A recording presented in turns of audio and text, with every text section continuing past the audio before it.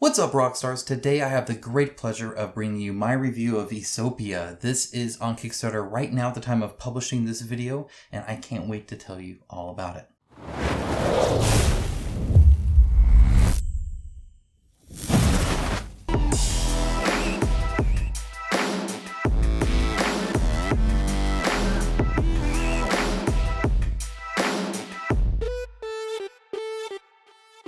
Thank you to my channel sponsor Into the AM. As a company that believes hard work and a great product is a proper way to conduct business, I am delighted to have them as part of the channel. They have some of the coolest graphic t-shirts around and an absolute best fit and feel that has continually exceeded my expectations. With new shirts arriving all the time and other products like boxers, hats, and even a monthly shirt club, I wholeheartedly recommend them to you. Check out the link in my description of this video for an exclusive 10% off everything they sell. As always, before we get into things, thank you so much to my patrons and YouTube members. It is through their financial support that this channel is possible. That's because I bring all the content that I want to bring and cover the games I want to cover in the way I want to cover them without relying on payments from other game companies. And that is all thanks to you guys. So thank you so much for the freedom that you bring to this channel so that I can be community driven and passionate about every video and everything that I talk about. Guys, thank you so much for that. If you can give and you wish to, even $1 a month, you get a lot of cool benefits and it helps me out a lot. There's a link down in the description below. With that out of the way, let's talk about Esopya for the rest of this video. And I spoiler warning, this is going to be a pretty positive review. Very much enjoyed this game. All right, now I'm going to go into the nitty gritty. But first of all, just so you kind of know essentially how this game is played.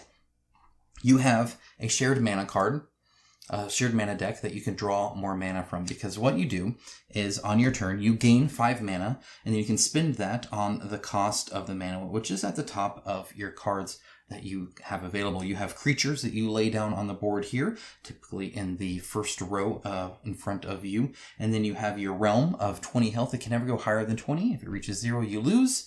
And then you have some support buildings and cards that you can go in there as well. So you get 5, and then you can choose to draw from your deck to draw another card of your card, or from the shared mana pool and get some extra mana. My luck, I get a 1. See if I get any more. Nope, a 1. I'm telling you, this might not be shuffled actually. No, a 5. Totally shuffled. So you could get anywhere from 6 mana up to actually 11 mana, because some of them will have a die roll where you get to roll a 6-sided die and get that much extra mana. Mana does not carry over from one turn to another, so spend it wisely. But if you have an expensive card or you want to lay down a whole bunch of stuff, sometimes drawing more mana is more beneficial than drawing extra options. Either way, once you spawn them, they have essentially a suspension. They can't act right away. That's pretty typical unless they have readiness. It's kind of like a haste where they can then start going right away. But on their turn, normally they can move however much as their movement and then attack. It's always in that order. Move and then attack, not attack and then move.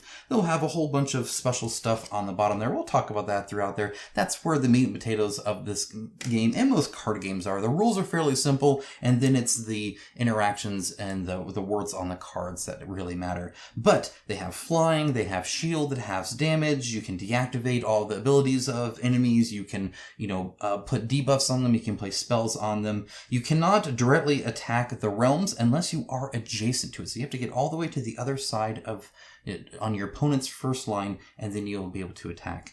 Now, when you're in here and you're attacking other things, you can attack in adjacent lines. So somebody on this can attack anywhere on this. So this person could attack a person over here and vice versa. You don't actually have to be like card to card or anything like that. There are some abilities that will reference the actual edges of the card. Again, that's all on the card and those kind of special rule cases there. But for the most part, that's the considered adjacent. So the middle can attack both behind them and in front. And if you have range, you can attack farther out, all the way up to 3 on your home row, all the way up to the support card. Still not the realm though. You have to be adjacent to attack that.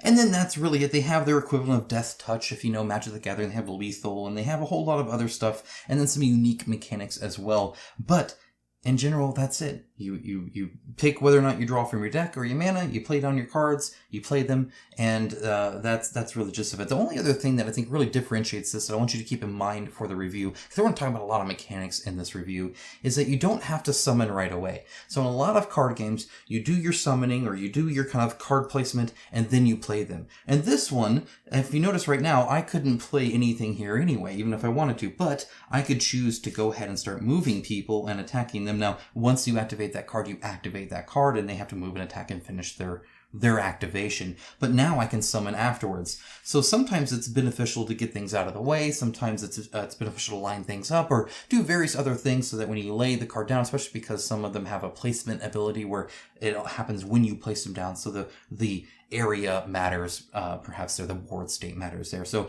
you can kind of intermix summoning, and you can spend that mana throughout your whole turn. So you could summon at the very end, you can summon once, do some activations, summon later, that kind of thing. And you'll play spells and stuff like that too. But that's Esopya in a nutshell. It's literally that easy to explain. I know I went through that pretty quick, but you have the gist of it now. So let's talk about the game itself and a lot of my opinion.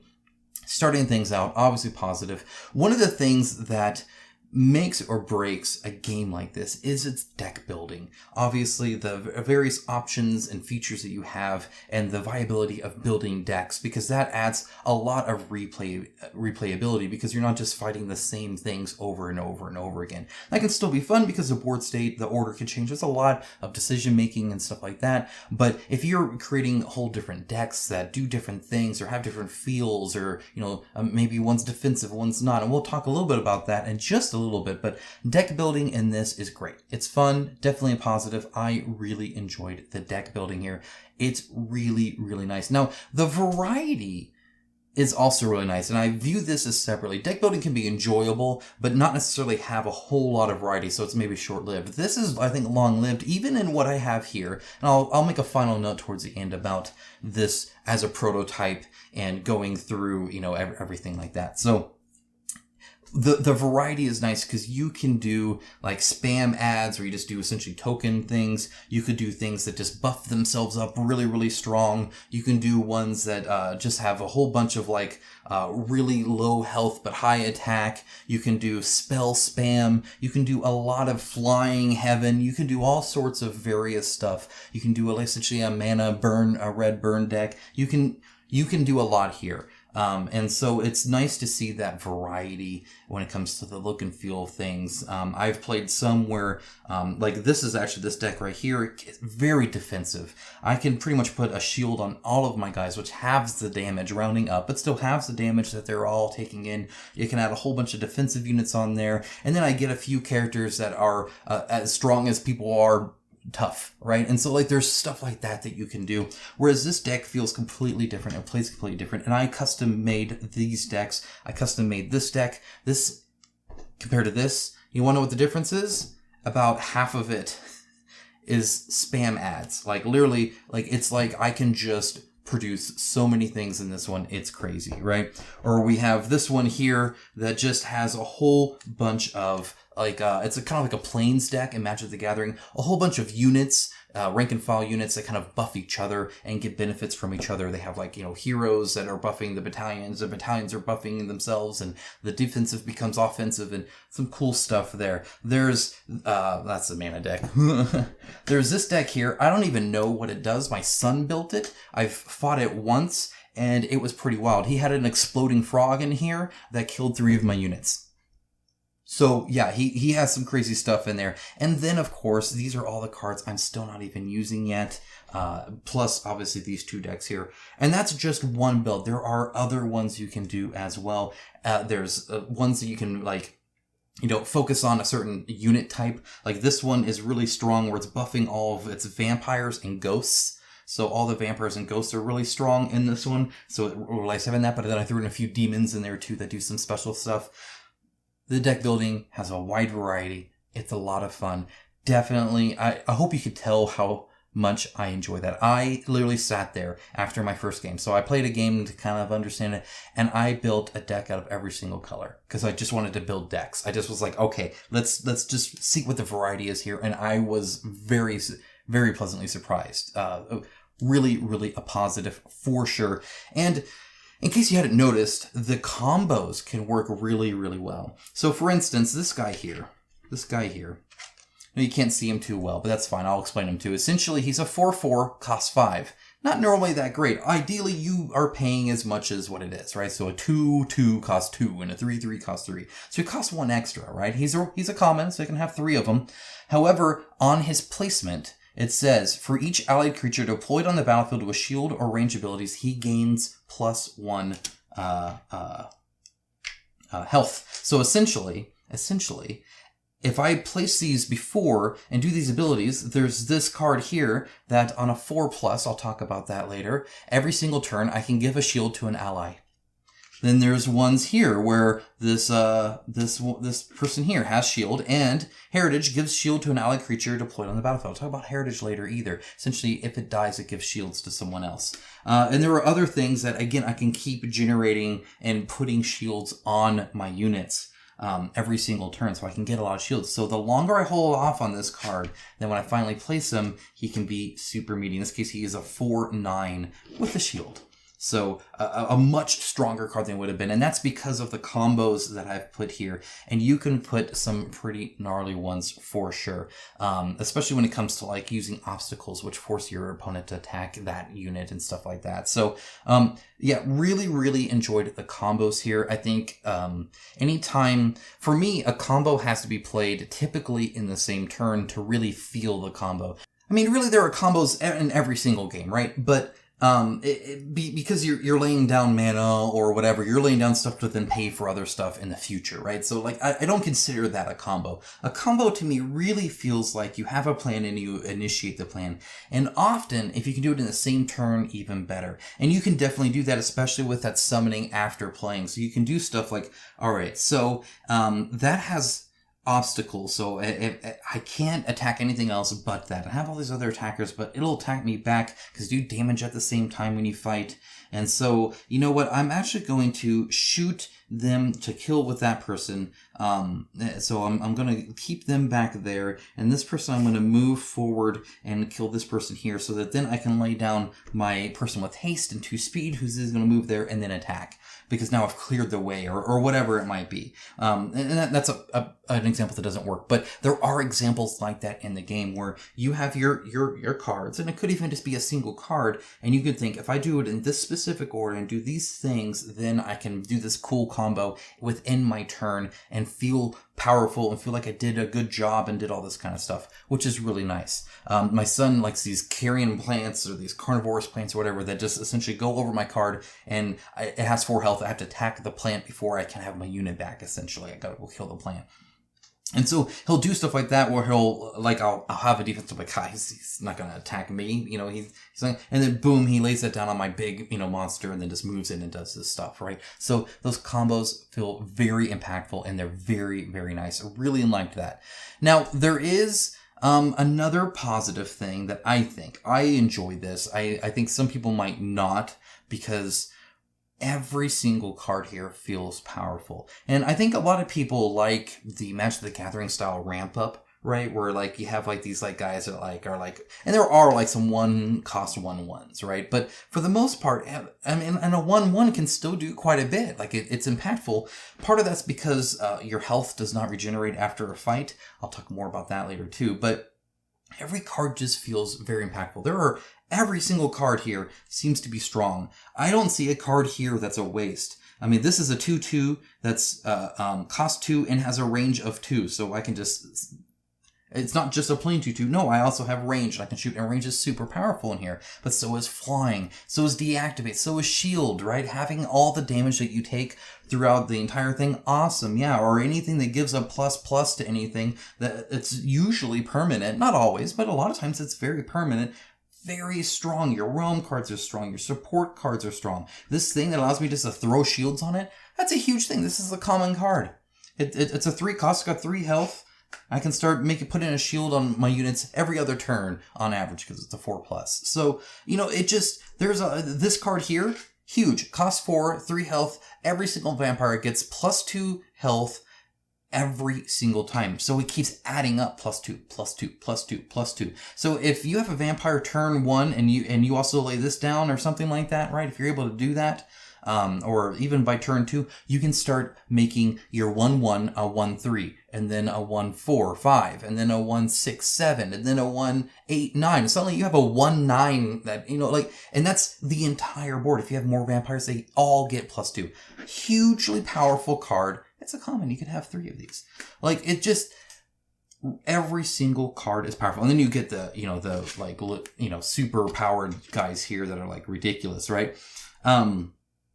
Really, really enjoy the fact that there are no bad options. You're not feeling ever like you wasted your time playing a card. And that's what I feel sometimes, even in something like Magic the Gathering, where you're laying down, and I know I'm saying Magic the Gathering a lot. It's what most people have played. It's what I'm very familiar with. I love Magic the Gathering, so I'm not dogging on it or anything. I'm just saying sometimes late game, you get that 1/1. I guess it could block maybe, that's your only hope is I can hopefully kill it off somehow, right? But otherwise it's bunking up your deck. So that's not the case here. If you have a card that you're not happy with having in your hand, you built your deck wrong. Because I have played all of these decks against each other and every single card is great. And I really enjoy that. Now, there are a few negatives with the deck building, and this is where I'm going to just nitpick a little bit. This card here, for instance, this 2/2, cost 2, shooter, range 2. Most decks, most colors have this exact same card. It'll have a different name, sure, but it's the same exact numbers. It costs 2, it's a 2/2 with a range 2, movement 1, shooter. It's just... I could pick any color and probably find something like that. There are a few colors that don't do a lot of range, but they'll still probably have a 2/2 that does, something else. Maybe it's a flyer or something like that. You get a lot of cards that do the same thing. This card here, it sounds really cool, right? It's a 1 cost, which is awesome, especially if you play a 4 cost, because then you only have 1 more mana left. Bam, you can play this card. It's a support, and it generates a mana every single turn. Every single turn, now you have 6 instead of 5 given, which means the less times that you're withdrawing from there, more times you're drawing from your deck. Awesome. I saw this and I thought, that's super cool. This was the first deck I built. Then I went to the next deck, and guess what? It has the same card.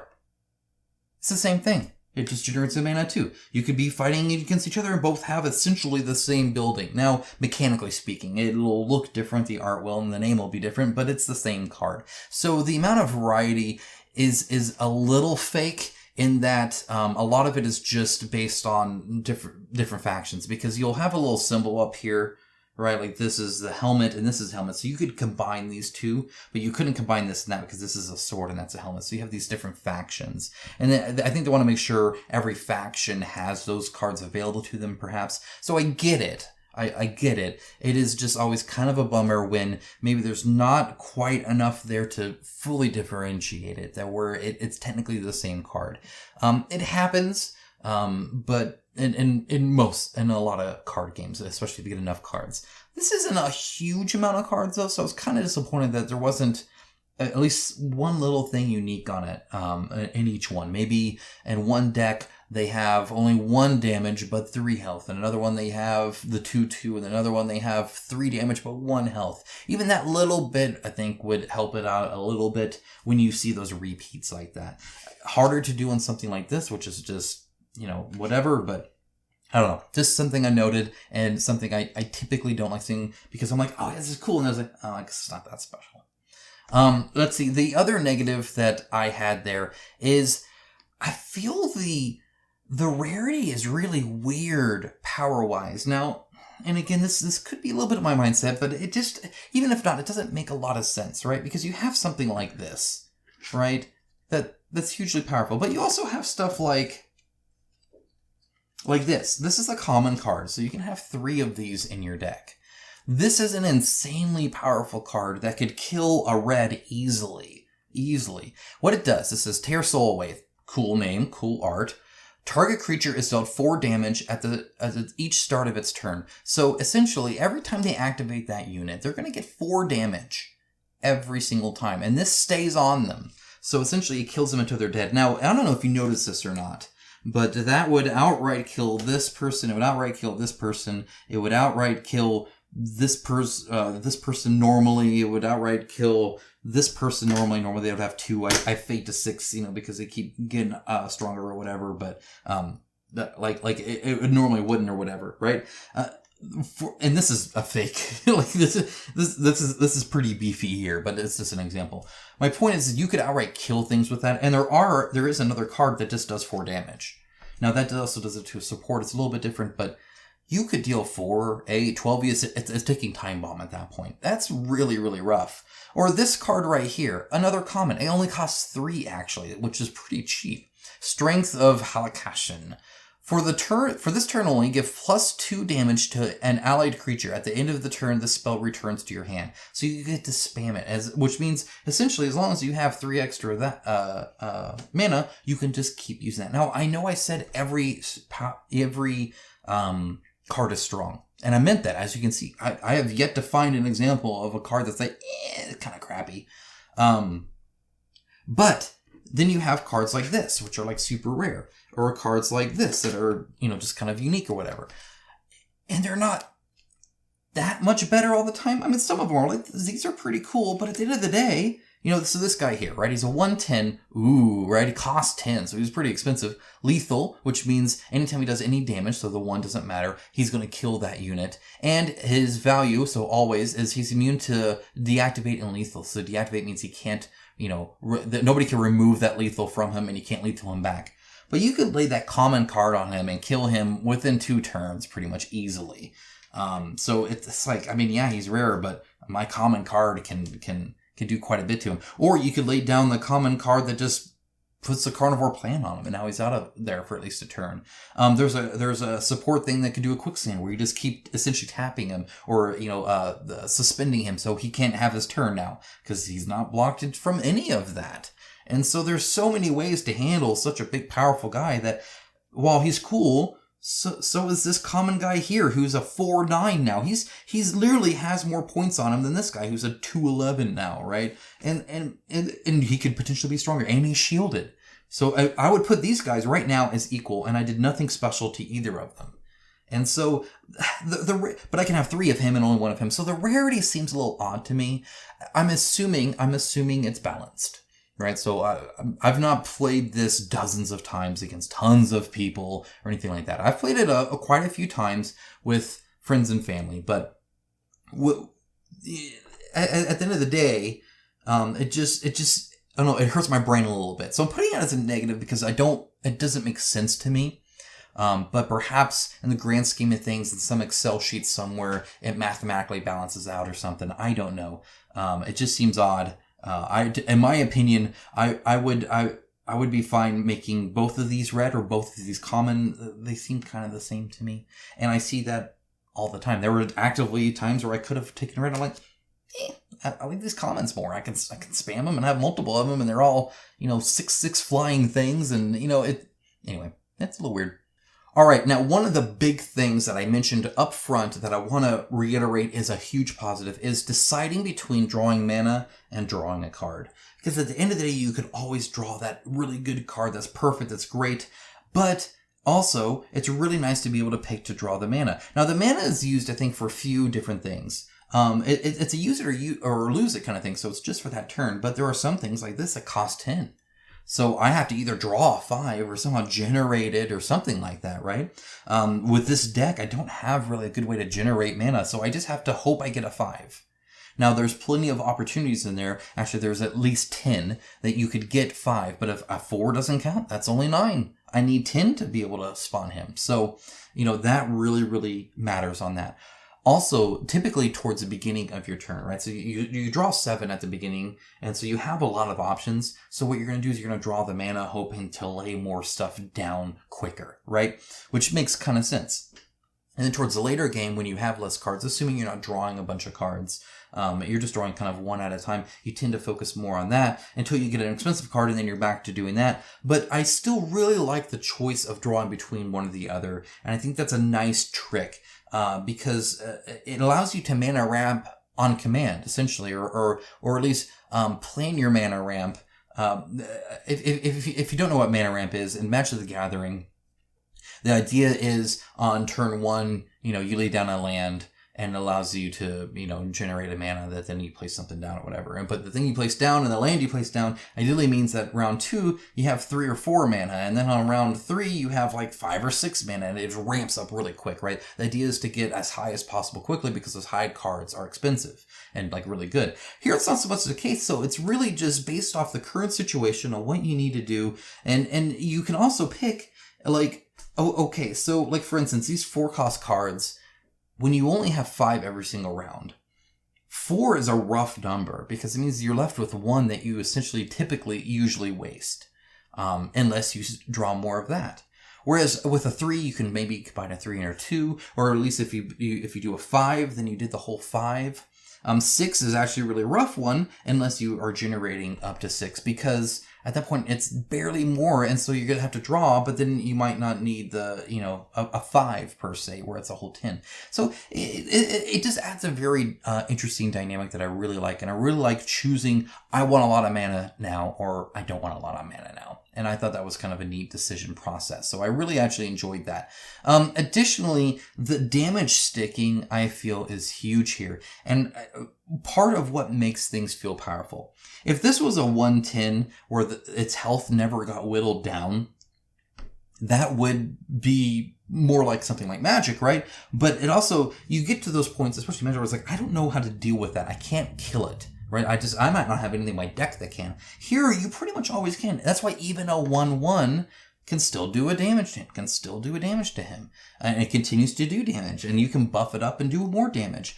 And it also means that he can't just be attacking everything willy-nilly. Now, it means he'll probably take out quite a few guys with him, but eventually he's going to go down because you attack at the same time. So he could attack this guy, and he's going to do 4 damage, so now he's -4. And then he would die, of course, because of the lethal. And then he could attack this guy here. Well, I guess he's his friend, but he could attack this person here, but he's going to do another 5 damage to him. Now you're at, like 3 health or something like that? How many more people are you going to be able to attack? His attack is low, so it's not really useful against a realm, and anything else is attacking it back and hurting him. So he could take out a whole bunch of, weak stuff, or he could take out a few big guys, but then he's going down. And you get that kind of cycle of units. Units don't just stay on the board. They tend to go, and you can always kind of deal with them. And of course, there was an exploding frog that just so there's an interesting thing there that I really like, in that the health doesn't stay. It gets lower or higher, right? You can go back. I had one where I had a building that could heal anybody on my back, so I would actively retreat sometimes, heal up, and then go back in. Which again is something unique to a game like this that you couldn't do in something like Magic per se. So I really enjoyed the fact that you didn't just have something that you just couldn't deal with. Everything you could kill, and most things had a very good life to kill ratio. Sometimes you'll get spawn killed, right? You'll put a guy there and they're like that, and you're like, well, I don't want that guy, so range, melee, dead, right? But there's plenty of times where you go in, you do a few swings, they do a few swings back, you die, they die, you go back and you do some more. And in general, I really did enjoy that. I liked how long the cards were staying on there. I liked that there was a good cycle of it, so you didn't just see this guy constantly. Eventually, he was gone. And so you're constantly changing the board dynamic in that way. It also keeps it from getting mucked up, assuming you're not doing a heavy spam thing, because you can definitely do that. But yeah, for the most part, I really did enjoy that. I think that was quite nice.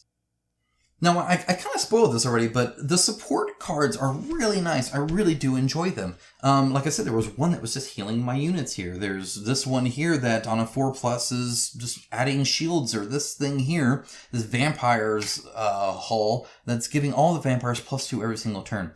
Which means when I get up here, and now it's time for me to attack, I could attack the realm. That's the goal of the game, right? But this support card, if I kill this, it stops the freaking insane vampire ramp up of health that's happening there. So I might want to deal my 3 damage there and destroy that hull. I could technically attack them. And the moment I found that I was wanting to attack support cards instead of the main card that wins me the game, told me everything I needed to know about the support cards. The support cards can be quite good. They can, a lot of them affect your entire army. Getting rid of an extra mana every single turn, very tempting. You gotta spend four attack points to be able to kill it. That could have gone to this, but now they're not generating mana. That could be huge. That could be huge. It's unassuming. It only costs 1, but at the same time, that's every 6 now. They don't have every 3, doing a pair of 3s very, very strong. Can't do that anymore without drawing a mana instead of your card. So I really enjoyed the support cards. They do a lot of variety of things. There's ones that essentially like build up and then essentially explode and do stuff. There's some that can attack, can even like build up an attack, and they'll attack back if you attack them. There's like the electric towers. There's a lot of variety of stuff. I told you there's one that essentially produces quicksand that keeps like suspending a unit, and it even has like oh man, getting through this quicksand is like really rough, like the little comment on the bottom, which I very much enjoyed, because you go and you're like, oh, I just want to use my unit, and you keep like, you can essentially hold one up there. So yeah, that was the first thing when I was fighting my son and he played that, he was like, I want that thing gone so I can use my units. That thing's dumb. And so instead of attacking my realm, he attacked that. So the support cards, really, really nice. I liked the variety. I liked the strength of them, the viability. They are definitely something that, while it's not a creature, it's something very useful to play, and you probably should. It can be huge there. Now, one negative I had, moving off of support cards to this, the movement's cool and all, but at the same time, I didn't feel it was impactful enough, and at least not often enough, I guess I should say. When it does matter, it matters a lot, and I really do enjoy it. And in general, I do like the movement, right? It is kind of cool to be able to do that and then move over here and, do that sort of stuff. But for the most part, most of your guys are just going to have one movement, which is, not a huge deal. And additionally, I mean, not all of them, but for the majority of cards, I've looked at them all, have one movement, which makes sense, right? But that means you're just, okay, then you're just, okay. But it's not quite as impactful because there's not a lot of actual positioning. Because at the end of the day, you're here, or you're here. So when I lay down a unit, it doesn't normally matter if I place him here, here, or here, for the most part. Because this guy can attack this guy. And, this guy with, this person with range can attack this person, this person, this person, or this person. Because she can attack on their row, on the adjacent row, or with range on that whole row. It's not I can attack here. It's I can attack this row or this row. And so when it's both nice, but at the same time it kind of is a bit too high level of a targeting system. Even frenzied. So frenzied people have to move forward, and then they attack a random target. But they still attack a random target based off their adjacency, right? Based off their available targets, not just the one right in front of them. Now, there is at least one zombie card that says on its sides, right? Any of its 4 sides, anything that moves there takes 2 damage, which is so they can't move, or if they move, they get hurt too, which is a very good card, and it's a great card to not put on the edge. You want to put them in one of these 3 spots here, so you get all 4 sides, right? Makes a lot of sense. Get it? That card there, positioning really matters. That's one card out of how many? So when I'm sitting here with my shooter, I don't actually typically care very much which one they're in. And so the moment I didn't care which one they're in and whether or not they're, it just matters, I guess, how forward you are.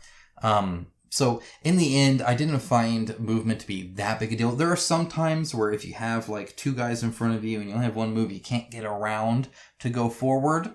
So it can matter. It doesn't even happen every single game though. So at least in the ones I played, it was just kind of on the actual movement part of it, besides just moving forward. So that was kind of a bummer. I like that there are different planes of essentially fields of, threat and stuff like that, but it was more lackluster than I had hoped when it comes to movement. The adjacency requirement to attack a realm is very nice, and I love that. It means that because you could have a range 3 where you can lay on your home thing and attack the supports, but not the realm. The realm, you have to get up there. You have to actually fight, which does actually mean that mucking up either your opponent's line, right, which is typically where they summon, but not always. It depends on their cards. And being able to essentially keep yours, right? So if you have a bunch of defenders here, that's very good because they have to get through that to be able to attack your realm, which is a big deal. There are some cards, and I saw this specifically in some of these spoilers, stretch goals, but there are a lot of dwarves here, right? That a lot of the things that they do are every time they attack, they hurt a realm. right? So there are ways to attack a realm outside of adjacency. But you almost have to build a deck around that. Otherwise, it's just the oddball thing. Because for the most part, you can't target it with spells. You're not you're not having no creatures that just spamming a spell, right? Or stuff like that to kill them. You really have to have your creature and you have to get them over there and then attack adjacent. And I did really like that. And at that level, that high level, the movement and the positioning, all that does matter. So while it was a negative because I felt I wanted more, so I felt it a little bit lacking, that doesn't mean that there's not some really good parts to it. And that aspect I really liked. And even like the flying, it means they have to attack there, which means then they're vulnerable and can be attacked because you can't just essentially fly in the air and attack the realm and not be attackable with melee. That's not how that works. If you're a flyer and you attack, suddenly you're a target, right? So like you got to keep that in mind too. Really did enjoy that. I knew for the most part I was safe as long as my home territory was good. Which was quite nice. I liked that.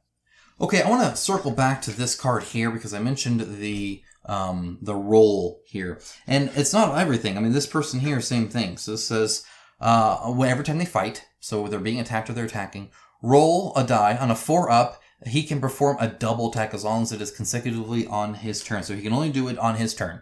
But he can essentially double attack half the time.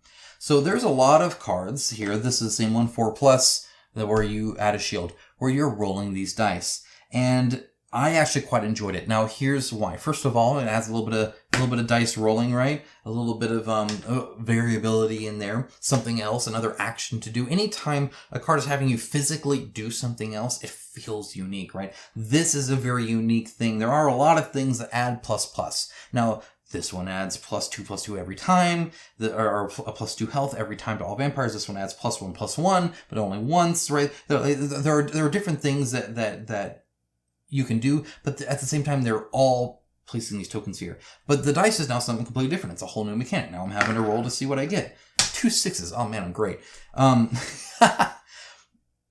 Why I liked it is because I didn't have any 5+ or 6+ where I had to roll 6.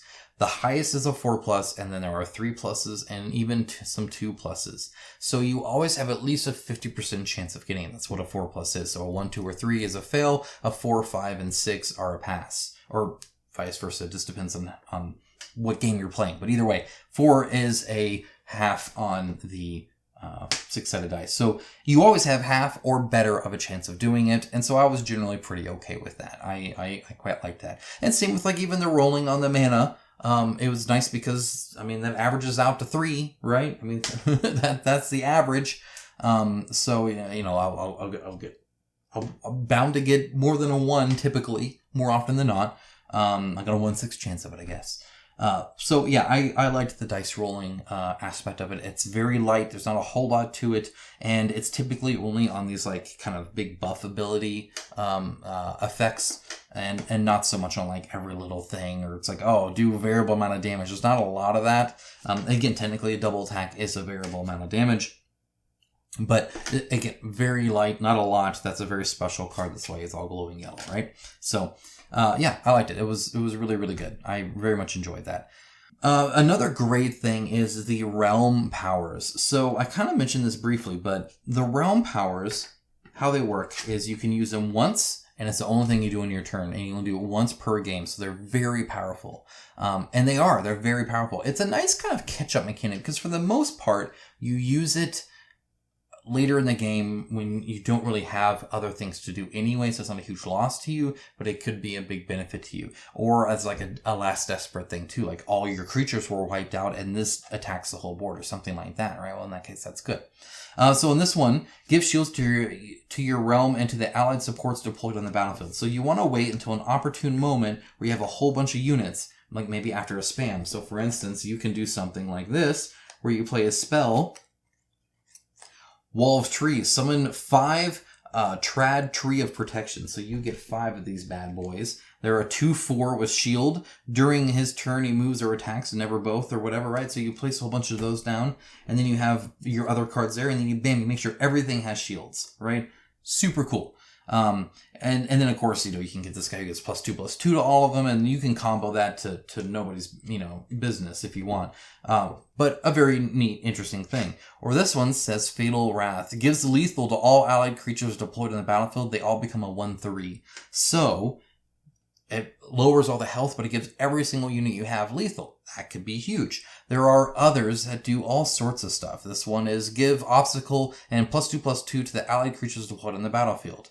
Or there's this one here that says, from now on, when your creature is eliminated, roll a die on a 3+, return it to your hand, and it costs 1 less mana. So suddenly, every single unit. So this is one you want to use a little bit earlier. The earlier you use this, the better it is, because the longer you have that effect. Because it's from now on, every time one of your creatures dies, on a more than 50% chance you get it back into your hand, and it's cheaper to play the next time.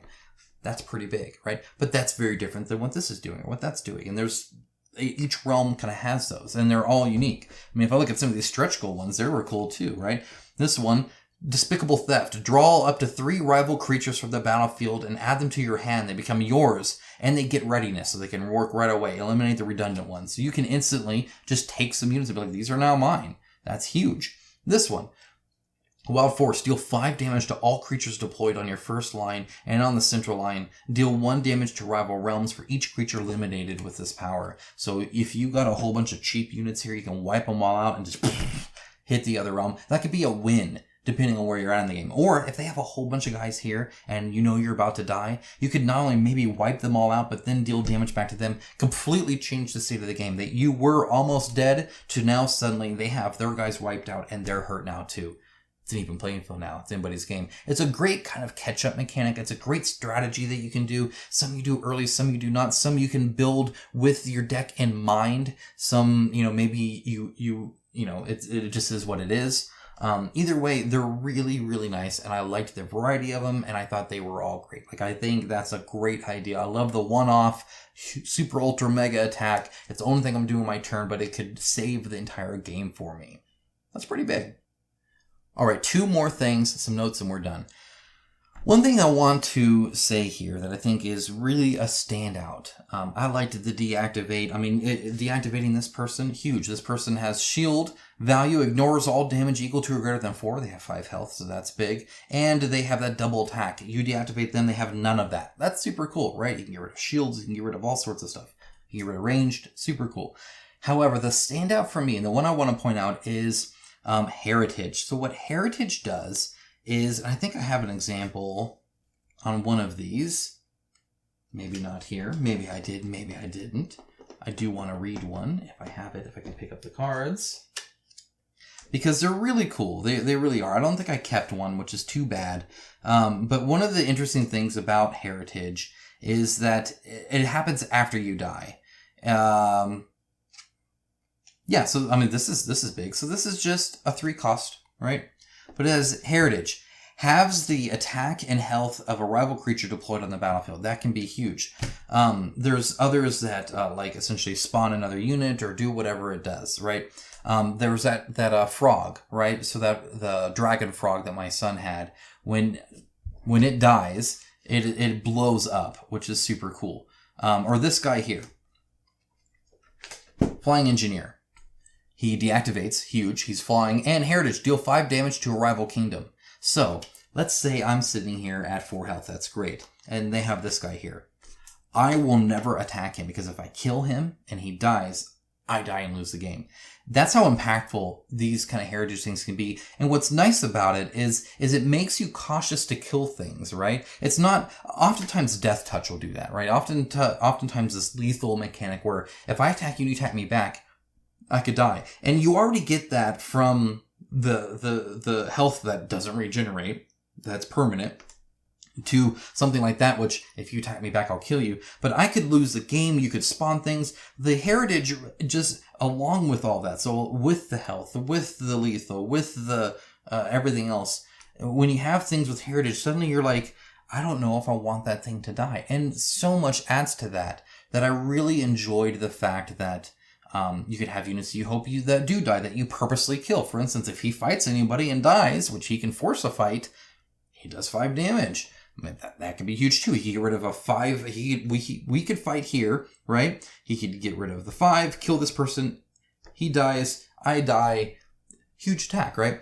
I really enjoyed the death mechanic in this game, or the hesitancy to initiate combat. You're attacking a lot. Like I said, everybody's dying, and you can't get too attached to these units because they're not going to last. But the Heritage was a nice mechanic, and it does so much stuff. There are some that buff others. There are some that, and it's not even just Heritage. There was one card here that actually, when you kill them and their discard, now suddenly they're buffing every single unit of that type from the discard pile even, right? So the moment they die, everything else gets buffed. Maybe you don't want to kill that thing. Really enjoyed that whole kind of mechanic around, that can happen around death, really. Okay, my last negative. I'm not a huge fan of the smaller art. I know it's kind of all the rage now. And I don't mean to be like an MTG, old school, collectible card game fanboy, boo, I don't like anything Blizzard makes. Hint on what game I'm referring to there. But the whole round, and then, this is so wasted. All this wasted space here. Some of the art, the art's subjective, right? So I'm not a huge fan of all of the art. But I'm not a huge fan of all the art, even in Magic the Gathering. A lot of them have various artists, and some art styles you like and some you don't. Hugely subjective. I could put yes or no on that, but at the end of the day, that doesn't matter too much. You guys can see it and make a judgment for yourselves. But what art is there? I want to be like as full as you can get it, right? And it's so weird to me because I get this because there's popular games out there that do this whole little tiny circle thing.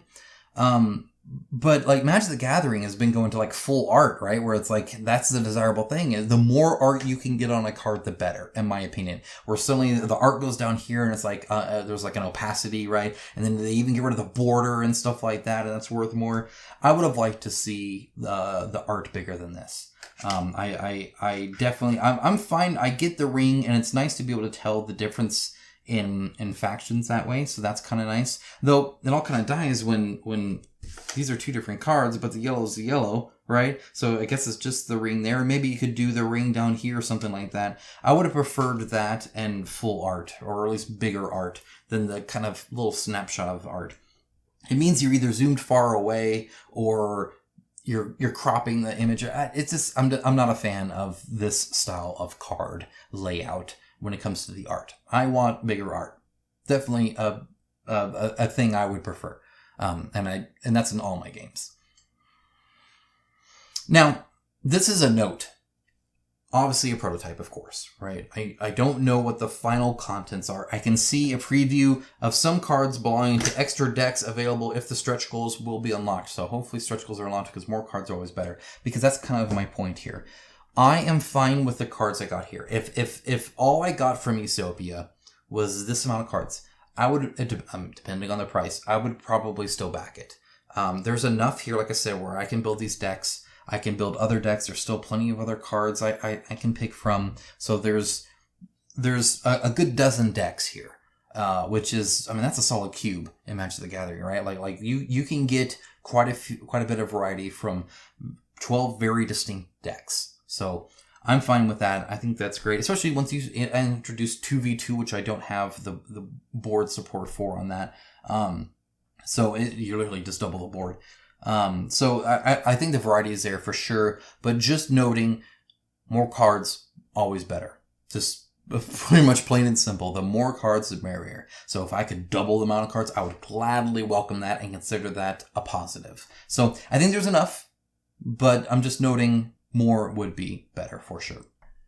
Okay, one other thing to note, and this is, I don't have a problem with this per se, but some people, this could be almost a deal breaker here. And I don't know what the final form is, because I've talked to the developer about this actually, and he said that they're going to kind of look at this and adjust accordingly, and kind of, they definitely have like a magnifying glass on this aspect of it. So I mentioned you get 5 mana, but notice there are no mana tokens here. Right? Now, there's actually plenty of tokens here, and I didn't talk about these because I'm talking about it now. And I showed you these, but I didn't talk about them. The amount of stuff that you're interacting with right now when it comes to the +1s and the +2s, I feel is my limit. I would not want more than that. And so when I see stuff like I get 5 mana, okay, there's no mana token, so I just have to keep that in my head, and I can spin it throughout my turn. And so I'm narrating what I'm doing, and I'm able to do that. I'm fine. We're using small enough numbers, so most you can have is 11 mana, and that's the extreme case. And then to use 11 mana and use it in, I mean, like, the turns aren't that advanced. You're moving and attacking, right? And then summoning and doing a spell or something like that. So we were able to track it just fine in our heads, and I'm totally actually okay with that. But some people won't be, and some people I think will very much want tokens. Maybe they'll offer tokens. I don't know. But it's not just that. I talked about, you know, the card in the discard pile that gives a +1/+1. There's no like reminder of that. You're just gonna have to remember, maybe set them to the side if you want. But there's a lot of that kind of stuff where you just gonna have to remember different things. And you just gonna have to be okay with that. Where, you know, some when they discard, like I said, yeah, and when you play this, you end up with stuff in your head, and you're just gonna have to remember it. And I think that's okay. I think that's fine. But for some people, they wouldn't like that. But again, I was fine with it. Small numbers. I'm a big boy. I can handle it. So I didn't put it as a negative, but did want to mention it. Okay, so in summary, time for a summary. It's a quick one too. I will give this game the biggest compliment I can give any game, and that's the fact that I will be playing this after this review. There are plenty of games, especially in prototype form, where you played a whole bunch, as much as you possibly can for the review, and you're kind of done with it. Like, once it delivers and you get more content and more stuff like that, you can jump back into it and all that. But, or maybe you've had your fill. I don't think there's anything wrong with a game that, you know, hey, I got 7 great sessions out of it. Well, honestly, that's more than most of the, like, I don't think I've played most of my games 7 times. At least not the ones that I've not reviewed and bought for. You know, when you do review, you're specifically trying to obviously get a lot of plays out of it. But, like, even if, like, this had only done this, that still would have been great. I've played this quite a bunch of times. I would have felt like I got my money's out of it, just based off that. But I'm going to keep playing, and that's just off these cards. And I think that's huge. I think that's really, really big. Because it means there's something done right there, right? It's quick to get to the table. There's not a whole lot there. There's a few tokens, your deck.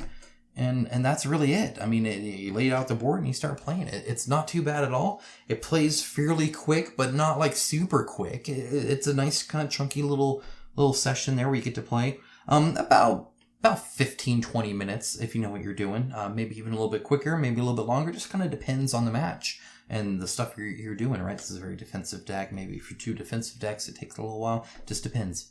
2v2 would also be different as well.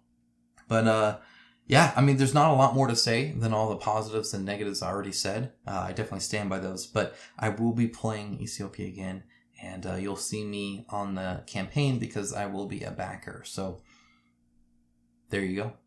That's my take on it. That's my summary, for sure. So, all right, let's go to the pros and cons, guys. Thank you so much for watching. I hope I was able to inform you and allow you to make a better decision on if Esopya is right for you. If this video helped you make that decision, or if you enjoyed it for some other reason, you know, maybe I'm just that good looking, go ahead and leave a like. Go ahead and leave a like on the video. I greatly appreciate it. It lets me know that this effort was not wasted. And if you really did enjoy it and enjoy all the content I do, and you know that it helps you make good purchasing decisions, $1 a month isn't too much, and I greatly appreciate any support you're willing to give. Link down below to the Patreon. Thank you so much for that. With that, that's it. That's my review of Esopya. Have a great rest of your day. I'll talk to you guys again really, really soon. Bye, guys.